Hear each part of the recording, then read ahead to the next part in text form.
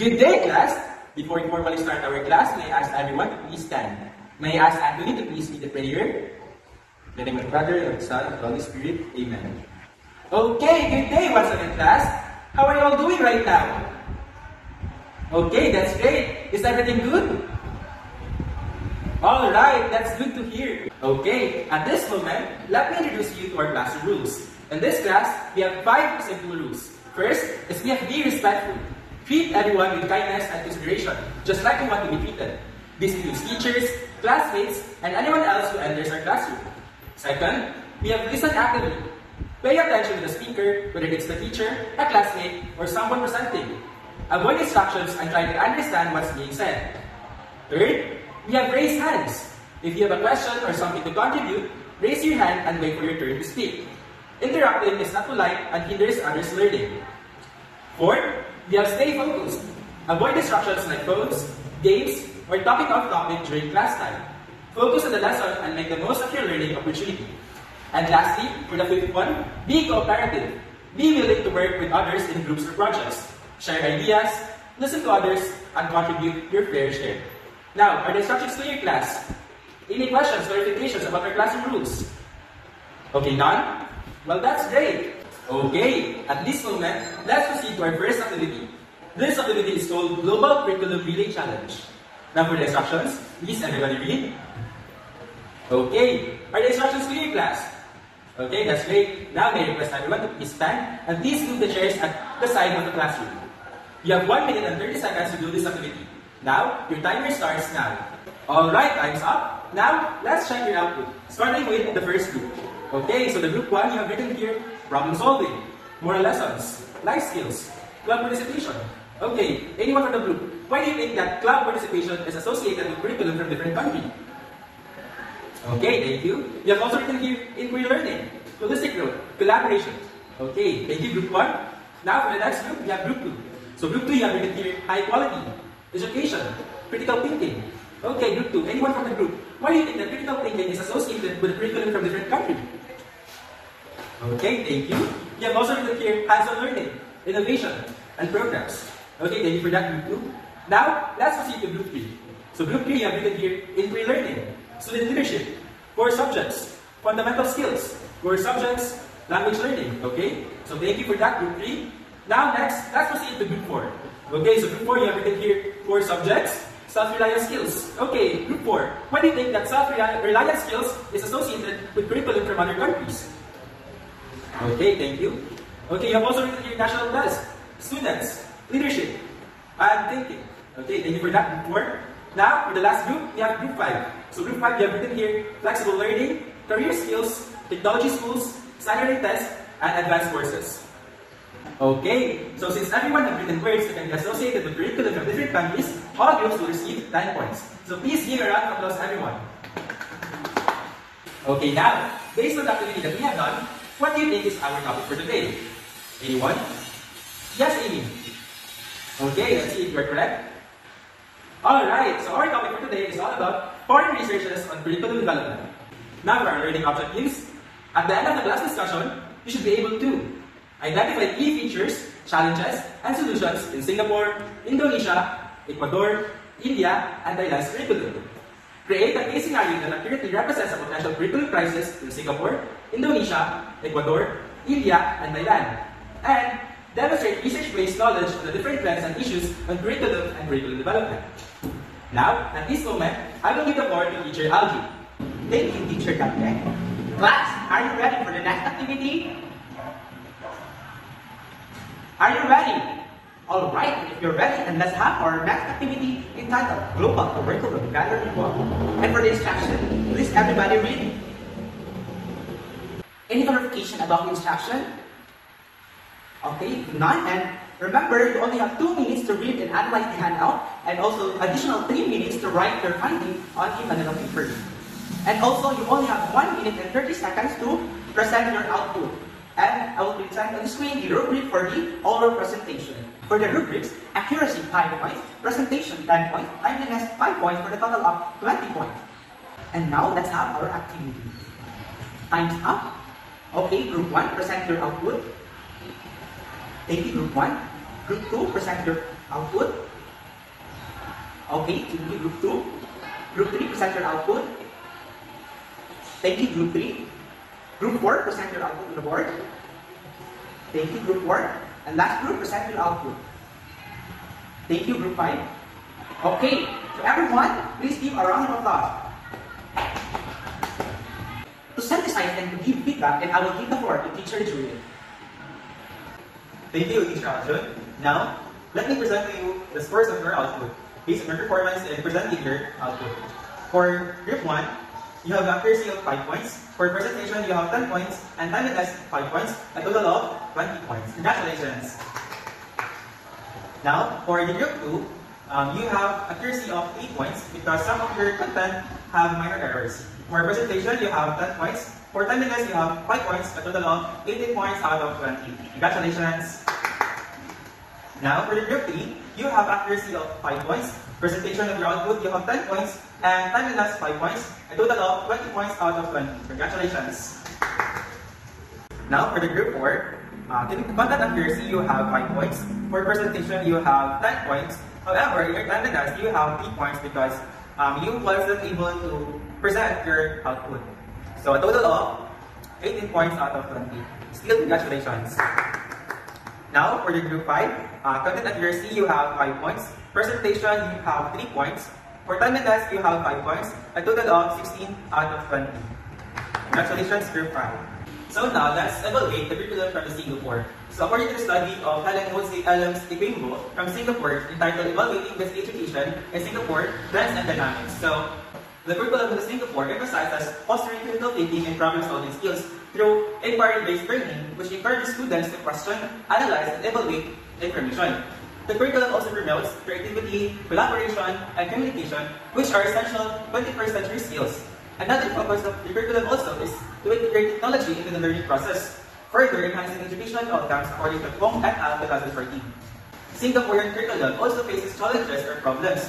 First, we have the high-stake assessments, which creates a competitive environment within the classroom. Second, we have the inequities in access to resources, specifically the educational resources. Also, we have the rapid technological advancement and teachers experience high workloads driven by the institutional demands and continuous professional development. Now, their curriculum proposes solutions or potential solutions. So according to the Group 1, they also outlined that in order to address this problem, our governments should emphasize stronger mental health support programs, ensure equitable access to education resources, and regular curriculum reviews can ensure that it remains relevant and effective in a changing world. It also that should provide for a improved system for teachers. Now, to give overview on the curriculum in Singapore, Singapore curriculum model is comprehensive and effective framework that emphasizes academic excellence, holistic development, and the cultivation of essential skills for the 21st century. While the system has achieved significant success, it must continuously adapt to address challenges such as student stress, equity in education, and the relevance of that curriculum. So now let's discuss the curriculum in Indonesia. The new curriculum of Indonesia is called Emancipation Curriculum and has 3 main aims. First one, we have the streamlined content with the focus on the fundamental or foundational competencies. For the second aim of this curriculum is the greater emphasis on pedagogy such as integrating project-based. For the third aim of this curriculum is making the learning more flexible for teachers and schools so they can adopt any instructional strategies. So the curriculum of the Indonesia also faces challenges and problems. Because of the 2022 PISA result that revealed that over 75% of Indonesian 15 years old did not achieve the minimum proficiency levels in reading and mathematics, they have developed this emancipated curriculum. It also faces challenges such as the need to improve teacher capacity and support, particularly in rural areas where resources and professional development opportunities are limited.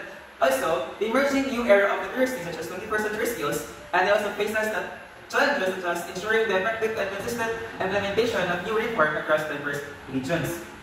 To address those challenges and problems faced by the schools, the Indonesia have implemented the Merdeka Belajar or the Emancipated Learning reform, which emphasizes the foundational learning, teacher empowerment, and curriculum flexibility, which focuses on essential competencies and incorporating project-based learning to foster critical thinking among students. It also supports the professional development across all regions and targeted funding and tutoring programs for underperforming and rural schools. Indonesia's education system is at a pivotal point, marked by the ambitious reforms aimed at addressing these persistent challenges.